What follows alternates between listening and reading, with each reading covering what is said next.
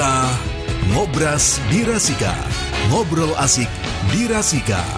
Apapun infonya, sampaikan ke Rasika.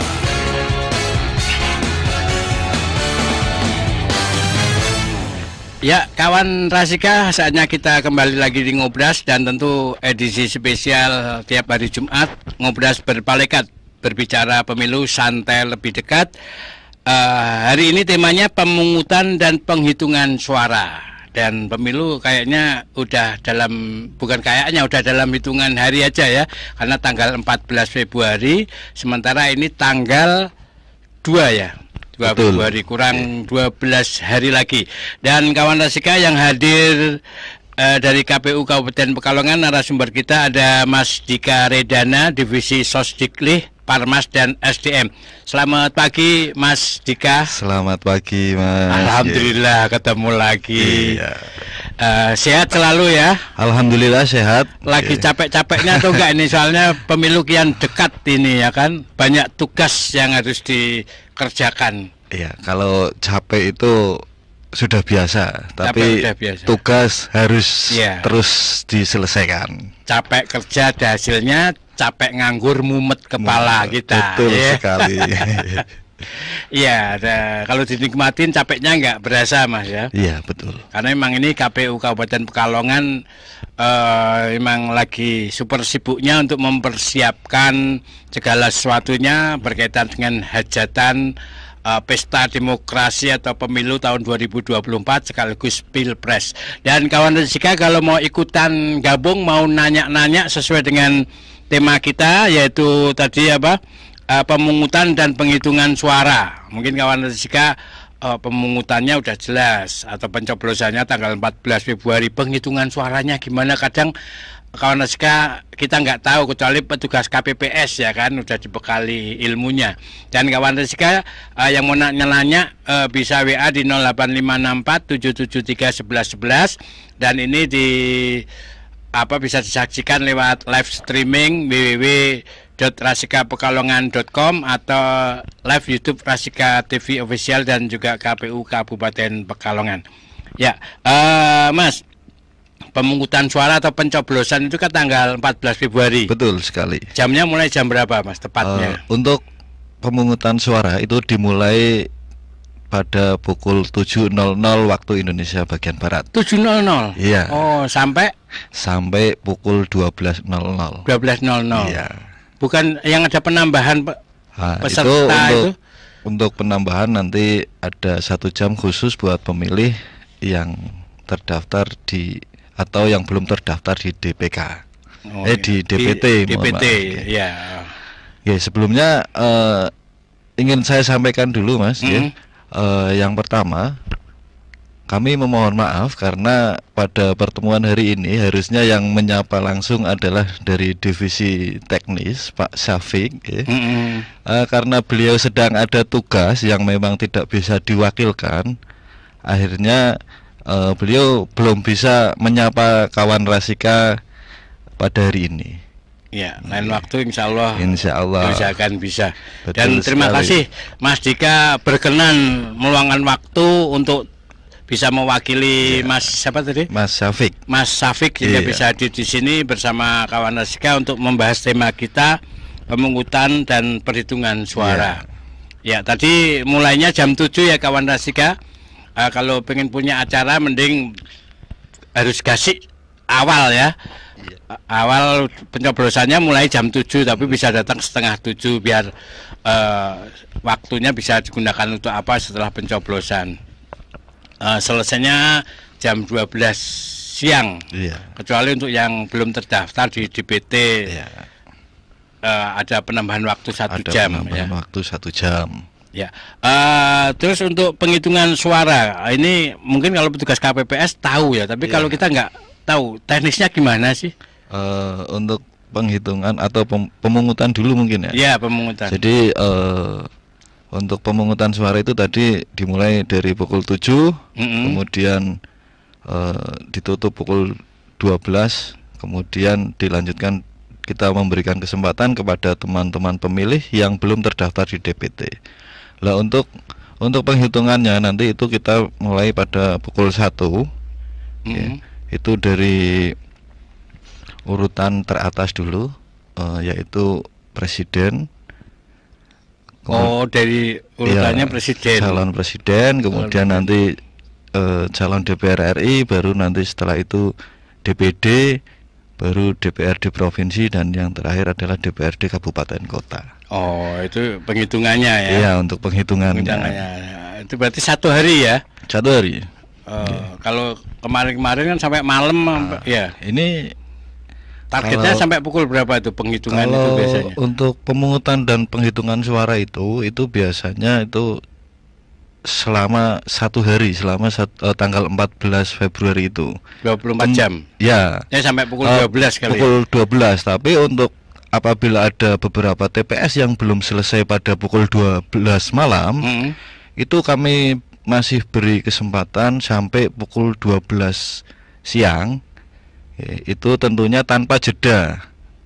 Jadi, tanpa jeda, nggak boleh pulang dulu. Nggak boleh pulang. Tidur di situ dulu nih, istirahat lah ibaratnya. Kalau istirahat itu ngopi atau biar tidak jenuh mungkin bisa untuk istirahat. Tapi untuk ditinggal tidur itu tidak boleh, harus langsung diselesaikan. Iya. Setelah itu prosesnya kemana? Setelah penghitungan suara, proses berikutnya dikirim kemana? Dari TPS. Untuk proses selanjutnya itu dari TPS dikirim ke PPK melalui PPS. PPS itu panitia pemungutan suara tingkat desa. Petugas PPS. Iya. Ngirim 1 hari setelah itu atau pas penghitungan selesai? Pas penghitungan selesai kita titipkan dulu di PPS, baru hari berikutnya kita kirim ke PPK. Setelah PPK semua ngumpul, kan kecamatan ya PPK itu ya, terus dikirim lagi ke kabupaten. Iya. Nanti seterusnya sampai ke provinsi dan ke tingkat RI. Iya. Biasanya kalau pengumuman penghitungan suaranya nasional itu kira-kira berapa bulan setelah itu? Karena biasanya ini orang kan udah informasinya dari lembaga-lembaga survei kan lebih cepat. Tapi kan itu penghitungan lembaga survei. Kalau KPU kan mungkin lebih detail, lebih teliti, ya kan? Itu kira-kira kapan? Karena orang taunya, kalau lembaga survei itu margin errornya 2,5% sampai 5%. Biasanya hampir sama lah dengan KPU, sehingga orang-orang ada seperti memutuskan bahwa penghitungan sudah selesai, padahal resminya itu kan harus lewat KPU. Kapan KPU. Itu? Itu tentunya ada beberapa tahap yang tadi saya sampaikan ya. Itu kemungkinan bisa sampai 1 bulan. 1 bulan. Iya. Itu sampai 1 bulan setelah pemungutan suara. Jadi terus diumumkan baik calegnya, DPD, kemudian juga DPR-nya provinsi, terus DPR RI, kemudian juga pilpresnya. Pengumumannya serentak ya, berarti bareng. Iya, untuk pengumuman serentak. Tapi untuk proses penghitungannya itu sampai di tingkat RI itu bisa sampai 1 bulan. Tapi untuk pengumumannya mungkin nanti bisa di bulan November kalau tidak salah.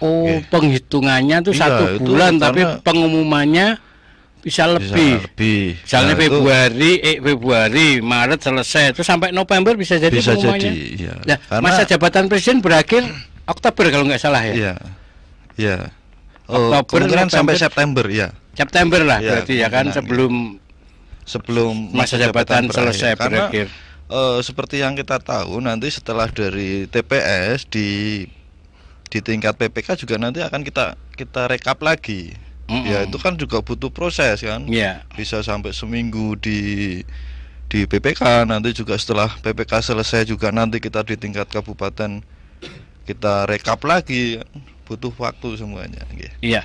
Kemudian kadang kawan Rasika kan dulu udah mendapatkan surat apa nih dari para petugas untuk nyoblos ya kan, karena udah lama biasanya surat-suratnya hilang ya kan, nyelip atau kesingsal lah.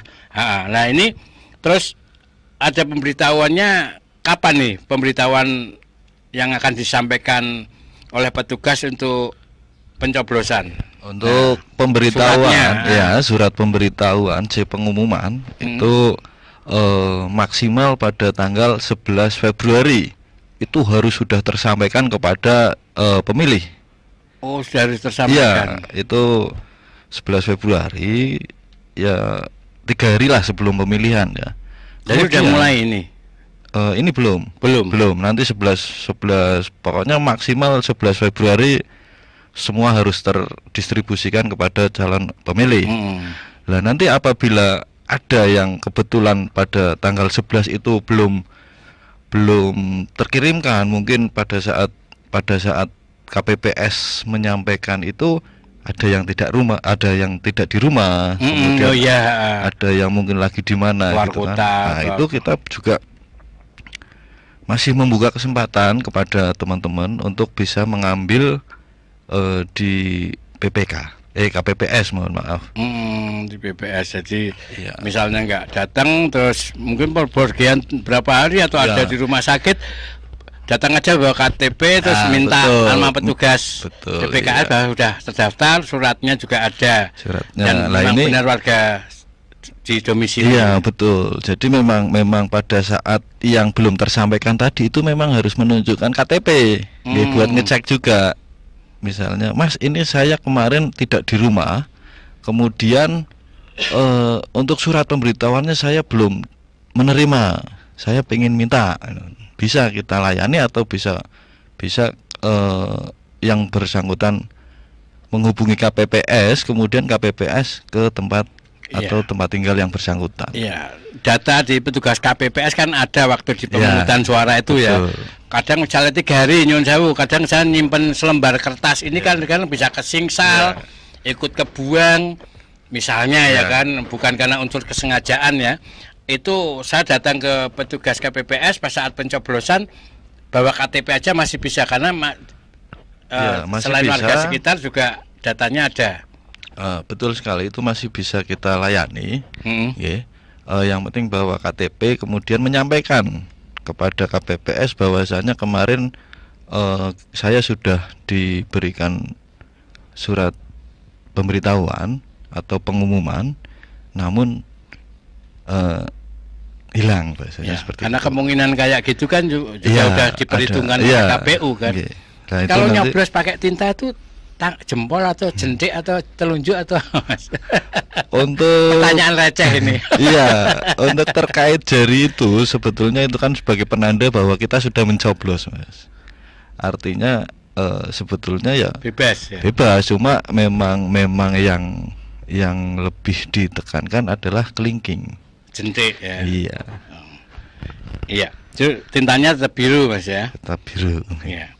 Oke, terus apa saja yang harus dipastikan KPPS pada saat menerima surat mandat dari saksi? Di situ kan ada saksi juga. Iya, nanti kan masing-masing partai ya berarti. Masing-masing partai. Jadi saksi ini Saksinya itu satu partai berapa saksi sih?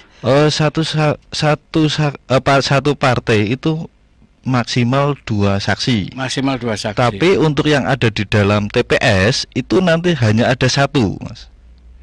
Tidak boleh dua-duanya. Tidak boleh dua-duanya. Iya, masuk di TPS semua. Berarti partai politik ada berapa ini? Ada 18. Berarti saksinya ada di situ 18 ya, yang ada di dalam ya. Ya, kebetulan seperti yang kemarin saya sampaikan di Kabupaten Pekalongan ada 1 partai yang dinyatakan dibatalkan kepesertaannya. Jadi kemungkinan di Kabupaten Pekalongan hanya ada 17 partai. Dibatalkan karena apa kemarin? Karena itu tidak melengkapi laporan awal dana kampanye. Tidak melengkapi dana awal kampanye. Cuma itu aja dia. Ya, terus di sini juga kebetulan kepengurusannya tidak ada dan calon legislatifnya juga tidak mengirimkan calon. Tidak mengirimkan calon. Iya. Oke, terus ini masih tadi ya, Mas ya. Kaitannya dengan saksi itu maksimal 2 saksi. 2 saksi. Ya, untuk masing-masing paslon atau atau parpol atau calon DPD, itu tadi, tapi tidak boleh masuk bersamaan di dalam TPS, harus bergantian. Iya. Tapi aku ada keperluan kamu masuk deh, aku tak keluar kayak orang besok gitu ya. Ya, itu bisa. Ya. Yang penting melaporkan kepada KPPS saja. Oke. Yang ada di TPS itu siapa aja, Mas? Yang ada di TPS selain saksi?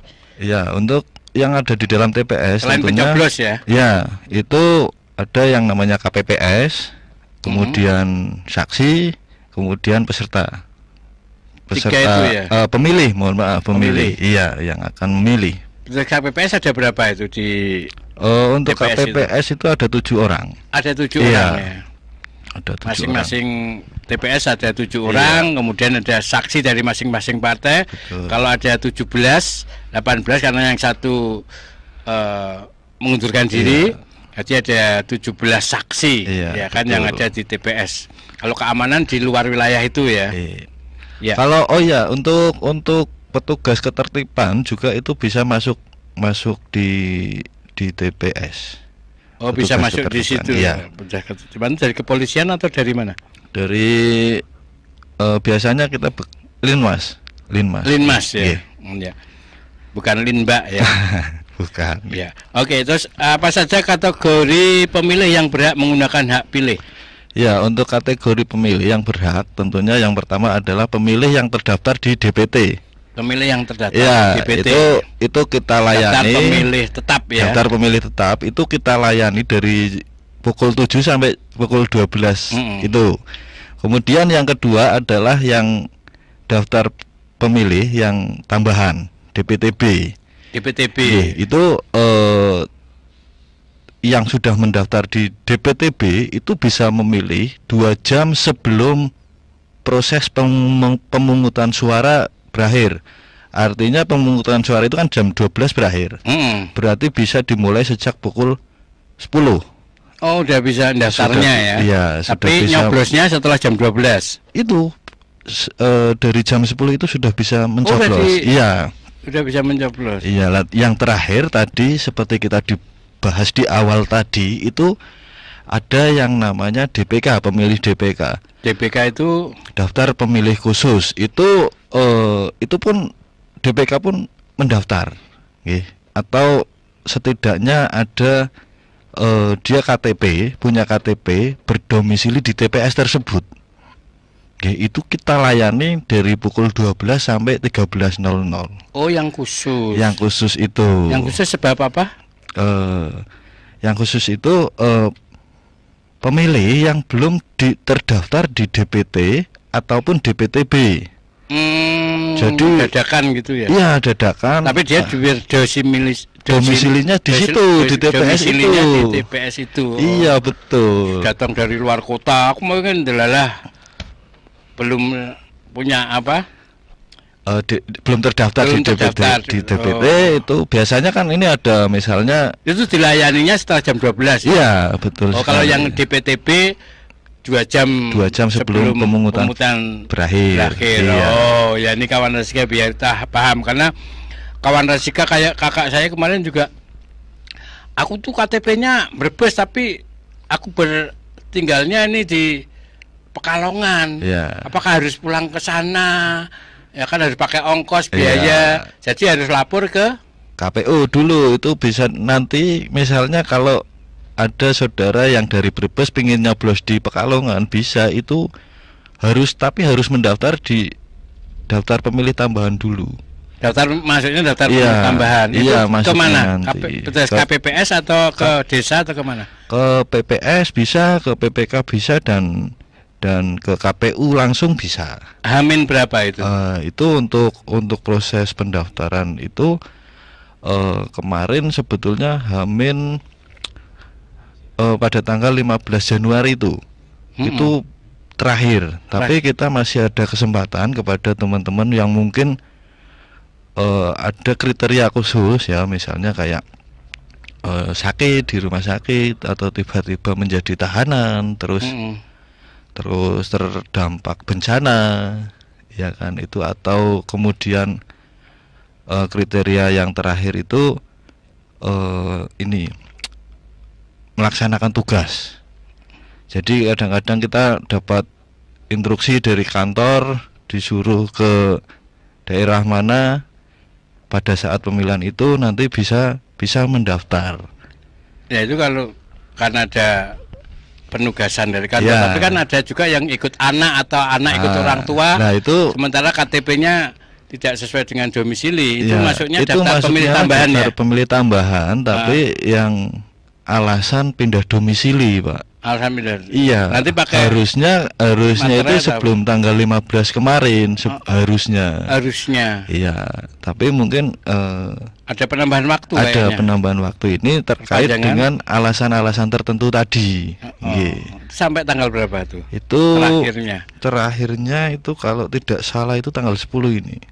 Oh 10 ya? Iya, kalau tidak salah ya. Iya 10 bener ya, kayaknya kemarin berapa ya? 10 atau Iya. 7 ya? Sekitar Pak Men Iya, antara 7 sampai 10, sampai iya. 10. Saya lihat di itu, saya sebarkan ke keluarga saya yang Iya. kebetulan KTP-nya di luar Pekalongan tapi domisilinya Oh, 7 hari sebelum pemungutan suara, Pak. 7 hari sebelum Iya, suara. berarti tanggal 7 benar. Tanggal 7. Iya. Oh iya benar tanggal 7 Iya, ya. iya. Ya, kawan Rasika Mas. Jadi ini tanggal berapa? 2. Tanggal 2. Jadi masih ada kesempatan buat kawan Rasika yang berdomisili di sini tapi KTP-nya bukan Pekalongan, bisa mengajukan untuk jadi DTB, DPTB. EDP, TB. TB. DPTB apa tadi? Daftar pemilih Daftar tambahan. pemilih tambahan. Jadi itu melalui proses pindah memilih. pindah memilih berakhir sampai tanggal 7 Februari. Oke kawan Rasika, yang mau nanya juga boleh, silahkan WA di 08564773111. Nanti kita lanjutin lagi, tetap di Ngobras Berpalekat. Rasika FM. Mari kita sukseskan pemilu 2024. Pemilu 2024 sudah Dengan datang ke tiba. TPS. Ada papan daftar dan daftar pemilih di depan TPS. Di dalam TPS ada meja pencatatan, ruang tunggu pemilih, meja KPPS, bilik suara, kotak suara, meja tinta, meja saksi, pengawas TPS. Pastikan namamu ada di daftar pemilih 2024. Masuk ke dalam TPS dan datangi meja pencatatan, duduklah di tempat yang sudah disediakan. Silahkan datang ke meja KPPS untuk mendapatkan surat suara, lakukan pencoblosan dan masukkan ke dalam kotak suara. Jangan lupa celupkan jari Anda ke dalam tinta yang sudah disediakan. Pemilu 2024 sudah tiba. Ada papan daftar dan daftar pemilih di depan TPS. Di dalam TPS ada meja pencatatan, ruang tunggu pemilih, meja KPPS, bilik suara, kotak suara, meja tinta, meja saksi, pengawas TPS. Pastikan namamu ada di daftar pemilih 2024. Masuk ke dalam TPS dan datangi meja pencatatan, duduklah di tempat yang sudah disediakan. Silahkan datang ke meja KPPS untuk mendapatkan surat suara, lakukan pencoblosan dan masukkan ke dalam kotak suara. Jangan lupa celupkan jari Anda ke dalam tinta yang sudah disediakan. Pemilu 2024 sudah tiba. Ada papan daftar dan daftar pemilih di depan TPS. Di dalam TPS ada meja pencatatan, ruang tunggu pemilih, meja KPPS, bilik suara, kotak suara, meja tinta, meja saksi, pengawas TPS. Pastikan namamu ada di daftar pemilih 2024. Masuk ke dalam TPS dan datangi meja pencatatan, duduklah di tempat yang sudah disediakan. Silahkan datang ke meja KPPS untuk mendapatkan surat suara, lakukan pencoblosan dan masukkan ke dalam kotak suara. Jangan lupa celupkan jari Anda ke dalam tinta yang sudah disediakan. Pemilu 2024 sudah tiba. Ada papan daftar dan daftar pemilih di depan TPS. Di dalam TPS ada meja pencatatan, ruang tunggu pemilih, meja KPPS, bilik suara, kotak suara, meja tinta, meja saksi, pengawas TPS. Pastikan namamu ada di daftar pemilih 2024. Masuk ke dalam TPS dan datangi meja pencatatan, duduklah di tempat yang sudah disediakan. Silahkan datang ke meja KPPS untuk mendapatkan surat suara, lakukan pencoblosan dan masukkan ke dalam kotak suara. Jangan lupa celupkan jari Anda ke dalam tinta yang sudah disediakan. Pemilu 2024 sudah tiba. Ada papan daftar dan daftar pemilih di depan TPS. Di dalam TPS ada meja pencatatan, ruang tunggu pemilih, meja KPPS, bilik suara, kotak suara, meja tinta, meja saksi, pengawas TPS. Pastikan namamu ada di daftar pemilih 2024. Masuk ke dalam TPS dan datangi meja pencatatan, duduklah di tempat yang sudah disediakan. Silahkan datang ke meja KPPS untuk mendapatkan surat suara, lakukan pencoblosan dan masukkan ke dalam kotak suara. Jangan lupa celupkan jari Anda ke dalam tinta yang sudah disediakan. Pemilu 2024 sudah tiba. Ada papan daftar dan daftar pemilih di depan TPS. Di dalam TPS ada meja pencatatan, ruang tunggu pemilih, meja KPPS, bilik suara, kotak suara, meja tinta, meja saksi, pengawas TPS. Pastikan namamu ada di daftar pemilih 2024. Masuk ke dalam TPS dan datangi meja pencatatan, duduklah di tempat yang sudah disediakan. Silahkan datang ke meja KPPS untuk mendapatkan surat suara, lakukan pencoblosan dan masukkan ke dalam kotak suara. Jangan lupa celupkan jari Anda ke dalam tinta yang sudah disediakan. Pemilu 2024 sudah tiba. Ada papan daftar dan daftar pemilih di depan TPS. Di dalam TPS ada meja pencatatan, ruang tunggu pemilih, meja KPPS, bilik suara, kotak suara, meja tinta, meja saksi, pengawas TPS. Pastikan namamu ada di daftar pemilih 2024. Masuk ke dalam TPS dan datangi meja pencatatan, duduklah di tempat yang sudah disediakan. Silahkan datang ke meja KPPS untuk mendapatkan surat suara, lakukan pencoblosan dan masukkan ke dalam kotak suara. Jangan lupa celupkan jari Anda ke dalam tinta yang sudah disediakan. Pemilu 2024 sudah tiba. Ada papan daftar dan daftar pemilih di depan TPS. Di dalam TPS ada meja pencatatan, ruang tunggu pemilih, meja KPPS, bilik suara, kotak suara, meja tinta, meja saksi, pengawas TPS. Pastikan namamu ada di daftar pemilih 2024. Masuk ke dalam TPS dan datangi meja pencatatan, duduklah di tempat yang sudah disediakan. Silahkan datang ke meja KPPS untuk mendapatkan surat suara, lakukan pencoblosan dan masukkan ke dalam kotak suara. Jangan lupa celupkan jari Anda ke dalam tinta yang sudah disediakan. Pemilu 2024 sudah tiba. Ada papan daftar dan daftar pemilih di depan TPS. Di dalam TPS ada meja KPPS, bilik suara, kotak suara, meja tinta, meja saksi. Ngobras berpalekat berbicara pemilu santai lebih dekat bersama KPU Kabupaten Pekalongan. Masih bersama Mas Dika Redana, Divisi Sosdiklih, Parmas dan SDM. Dan kawan Rasika bisa saksikan Ngobras berpalekat lewat live streaming www.rasikapekalongan.com atau lewat YouTube Rasika TV Official dan juga KPU Kabupaten Pekalongan. Dan tadi kaitannya dengan daftar pemilih tambahan Iya. dan daftar pemilih khusus ya. Iya. Nah, mungkin bisa ditegaskan lagi. Iya. Kalau yang daftar pemilih tambahan itu kan sampai 15 Januari Iya. ya kan? Yang pindah domisili pencoblosan. Terus banyak kemarin kriterianya lah kebetulan untuk DPTB ini juga ada penambahan waktu sampai H-7 itu dengan beberapa kriteria saja. Oh, ada tambahan waktu Iya. DPTB sampai tanggal 7 dengan beberapa kriteria. Yang pertama tadi adalah penugasan kantor misalnya. harus ada surat ya. Harus ada surat dari atasan. Kemudian ada yang namanya terdampak bencana. Pada misalnya H-9 atau berapa kok di wilayah itu ada bencana, itu bisa masuk di DPTB. Kemudian ada sakit di rumah sakit,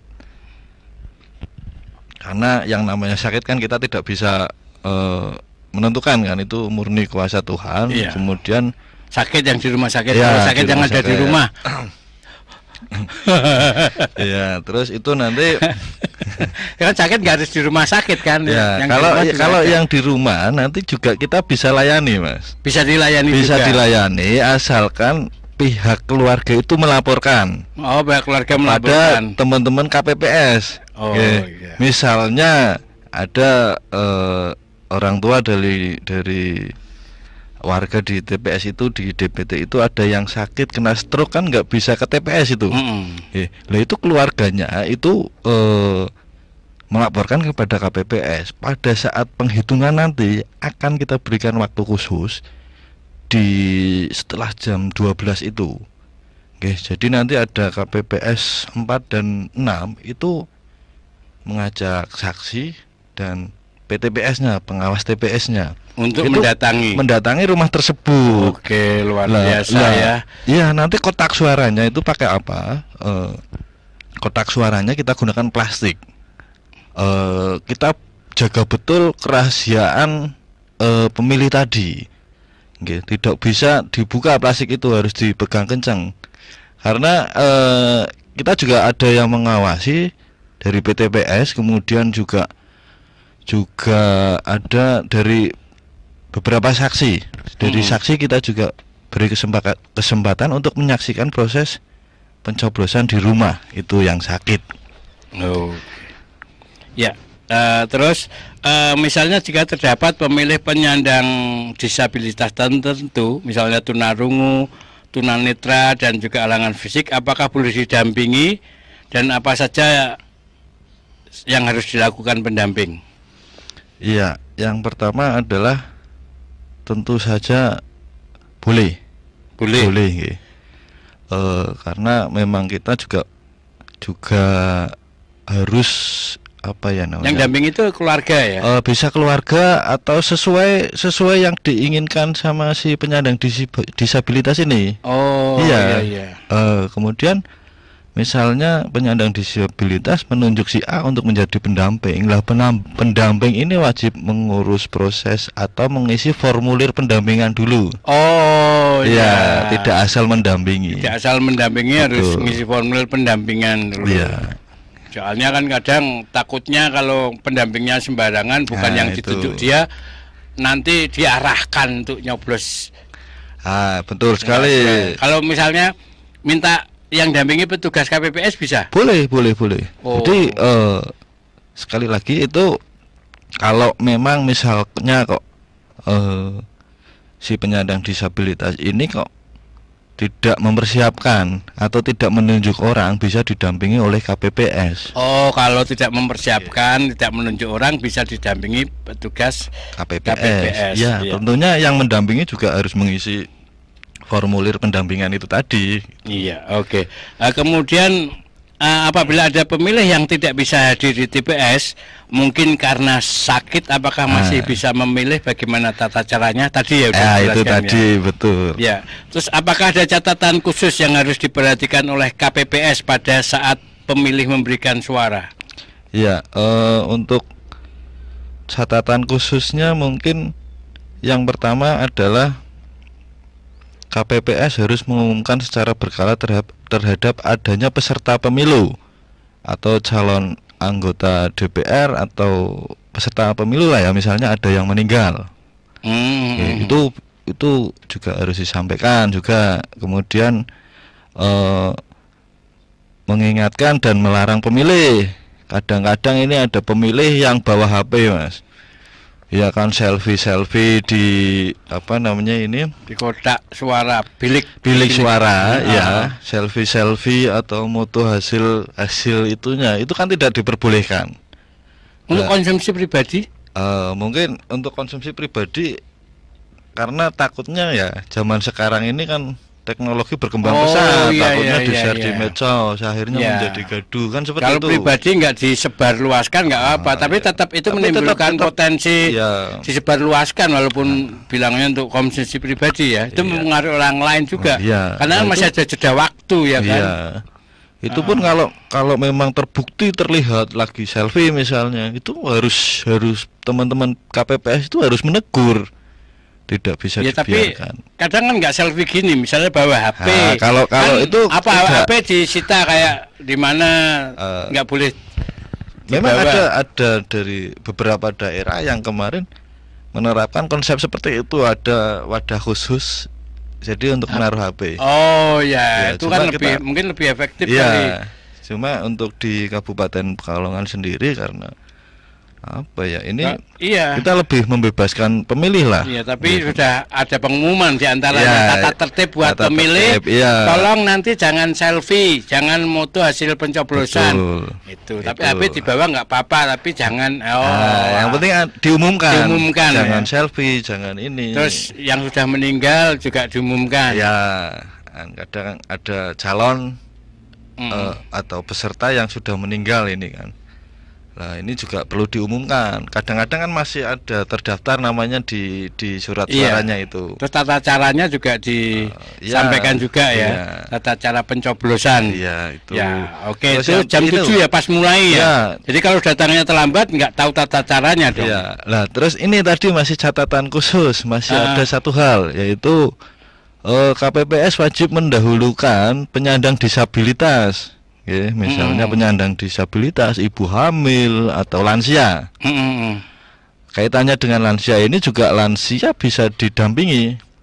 yang mungkin sudah susah jalannya atau apa bisa didampingi dengan proses yang seperti tadi. Oh ya, berarti kita nanti kawan Rasika bisa menyewakan jasa pendampingan pencoblosan. Iya. Ya, ini ada yang nanya nih Mas. Iya.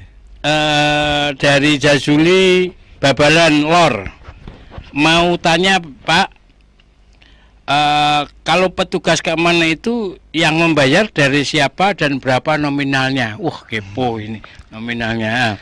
Jadi untuk petugas keamanan itu atau ketertiban itu tadi kita sudah sempat singgung di awal. Kita bekerja sama dengan desa Linmas itu tentunya memang yang bayar adalah yang memberikan honor adalah pihak KPU 2 orang. Ya, 2 orang petugas ketertiban dari itu Linmas di desa itu ya. Di TPS ya, tiap TPS ya. Itu yang membayar pihak KPU. Ya. Kalau angkanya boleh disebutkan? Untuk angkanya yang jelas lebih atau berbeda dari pemilu sebelumnya. Ini lebih ya. Tentunya lebih. Ya, bisa di angka 100% dari pemilu sebelumnya. Ini ya, tapi nominalnya nggak disebutkan, cuma lebih. Katanya membayar KPU. Nah, ini biar tahu langsung ke petugasnya ya. Iya. Itu kemudian mana tadi? Petugas Linmasnya itu yang menyediakan desa ya. Iya, teman-teman PPS bekerja sama dengan pemerintah desa untuk mengirimkan data Linmas itu. Nah, terus apakah ada catatan khusus yang harus diperhatikan oleh KPPS pada saat pemilih memberikan suara? Udah tadi ya. Kemudian bagaimana urutan penghitungan suara dilakukan, dimulai dari surat apa aja? Tadi dari Pilpres dulu ya. Dari paslon presiden dan wakil presiden, kemudian DPR RI, kemudian yang ketiga adalah DPD, kemudian DPRD provinsi, dan yang terakhir adalah DPRD kabupaten kota. Ya, urutannya itu ya kawan Rasika. Nanti kalau misalnya Anda bukan petugas KPPS tapi sebagai saksi ataupun sebagai masyarakat ingin mengetahui penghitungannya, biasanya kan rame itu ya kan. Waduh, daerahku didomisili partai ini, calegku menang misalnya. Nah, itu apa tadi saya mau lupa bisa ikut nyaksiin, dan urutannya tadi urutannya berbeda nggak mungkin karena aturannya dari atas itu. Presiden, kemudian DPR RI, kemudian DPD, terus DPR provinsi dan DPRD kabupaten kota. Iya. Oke, biar tahu nih kawan Rasika, masyarakat pemilih. Terus kemudian kita break dulu ya. Oke. Kawan Rasika, nanti kita lanjutin lagi. Yang mau nanya-nanya ini mumpung ada kesempatan bersama Mas Dika Redana, Divisi Sosiklih, Parmas dan SDM. Tetap di Ngobras Berpalekat. Rasika.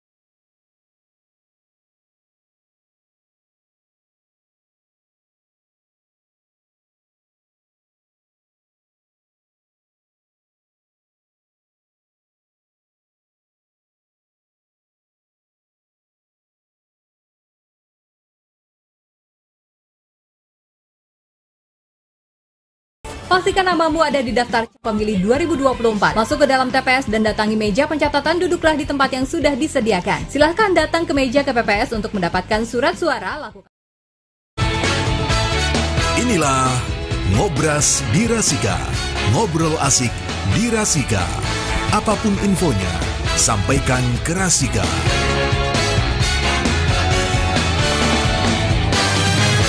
Apapun infonya sampaikan ke Rasika. Dan kawan Rasika, kita masih bersama KPU Kabupaten Pekalongan di Ngobras Berpalekat, berbicara pemilu santai lebih dekat, bersama Mas Dika Redana, Divisi Sosdiklis, Parmas dan SDM. Dan tema kita tadi mengenai pemungutan dan apa? Penghitungan suara ya. Terus kita akan nanyakan lagi buat kawan Rasika juga ya, yang mau nanya juga boleh lewat WA 085647731111. Ini saya mau nanya nih Mas, bagaimana nih kriteria surat suara yang didapatkan oleh pemilih DPTB? Mungkin kan beda sama pemilih DPT ya kan? Iya. Kalau DPT tentunya dapatnya lengkap 5 surat suara. Lah untuk DPTB ini bagaimana? Yang pertama, kalau misalnya kita pindah dalam satu kota, pindahnya ini masih dalam satu dapil, satu dapil kabupaten kota. Misalnya kayak saya ke Sesi, tapi pindah di Bojong, itu kan masih satu dapil. Satu dapil. Ya, itu saya masih mendapatkan yang surat suara DPRD kabupaten kota. Tapi untuk misalnya saya dari Kesesi pindah ke Kedunguni, itu kan meloncat berbeda dapil. Saya tidak beda dapil, meskipun kabupaten beda dapil. Berbeda dapil. Saya tidak mendapatkan surat suara yang kabupaten kota. Seperti itulah. Untuk yang provinsi juga sama, DPRD provinsi.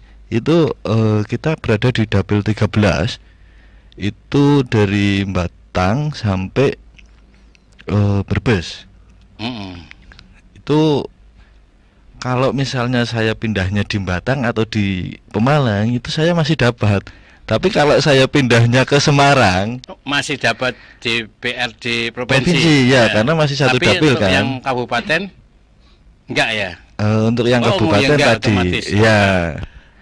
Nah ini kalau saya yang provinsi ini, kalau misalnya saya pindahnya ke Semarang, itu tentu saya tidak dapat karena berbeda dapil. Iya. Terus DPR RI juga seperti itu. Tapi DPD bisa ya. DPD selama pindahnya di Jawa Tengah bisa, tapi kalau kita pindah di Jawa Timur atau Jawa Barat, tentu kita tidak mendapatkan yang DPD. Tapi kalau yang DPRD provinsi sesuai dapil, kalau di luar dapil nggak boleh. Tapi kalau di DPD Jawa Tengah masih di lingkup Jawa Tengah bisa ya. Bisa, selama masih di lingkup Jawa Tengah kita masih mendapatkan surat suara DPD. Lah untuk presiden itu walaupun kita di luar negeri, itu kita masih berhak mendapatkan surat suara yang ini calon presiden dan wakil presiden. Yang 4 kertas itu enggak ya? Oke. Kawan Rasika biar tahu nih ya, kalau daftar pemilih tetap yang kebetulan ada di domisili tempat tinggalnya di TPS itu mendapatkan 5 kertas suara ya kan? Betul. Yang DPTB tergantung dapilnya. Iya, kalau dapilnya beda ya mungkin yang DPR kabupatennya nggak dapat ya. Kemudian dapil Jawa Tengah, kalau dapilnya DPRD-nya dapilnya beda ya nggak dapatnya cuma 3 kertas suara. Tapi kalau DPD masih di lingkup provinsi pindahnya masih tetap bisa ya. Dapat. Oke, ini biar kawan Rasika tahu aku dapat kertas gini milihnya. Nah, ini karena kawan Rasika daftar pemilih tambahan.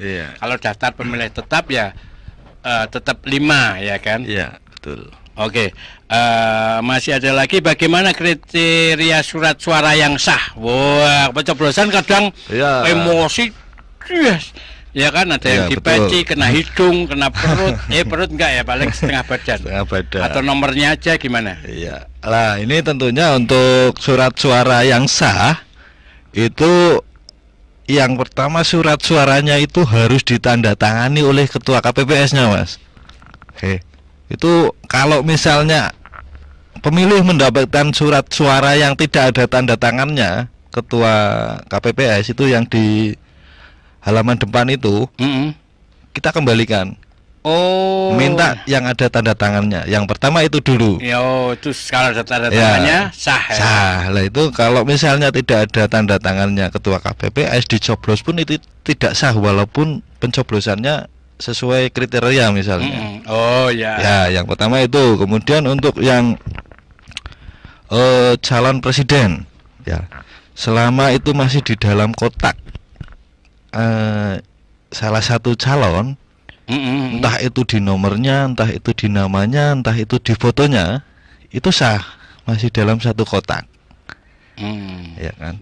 Kalau sampai kok ada 2 kotak, itu kan ada 3 kotak. Lah di sela-sela itu nyoblosnya kena semuanya, kena garis itu dinyatakan tidak sah karena ada dua kotak yang tercoblos. Ya, nyoblos dari lebih dari satu juga nggak sah ya. Ya. Untuk selama itu masih di dalam kotak bisa dinyatakan sah. Nggak nyoblos calon presiden lebih dari satu. Nah, itu tentunya berbeda kotak kan? Berbeda kotak. Ya, itu tidak sah. Ini yang kita obrolkan kotak ya, bukan katok. Ya, oke. Apakah formulir C hasil salinan boleh digandakan? Kan dulu kan harus tulis tangan dan harus dibagikan kepada siapa ini? Nah, ini untuk formulir C itu tentunya dengan adanya perkembangan teknologi, dengan adanya perkembangan teknologi kita diperbolehkan untuk menggandakan C hasil. Di fotokopi maksudnya? Di fotokopi bisa. Tapi dulu kan udah ada. Tapi kalau dulu disalin ya? Ya, tapi ini ada aturan baru. Ini C hasil ini itu tidak boleh keluar dari TPS. Jadi bagaimana nanti teman-teman KPPS menyikapinya, itu bisa misalnya kita scan, kita print di lokasi. TPS, di lokasi. Itulah hasil C hasil ini itu bisa dibagikan kepada saksi, kemudian PPK,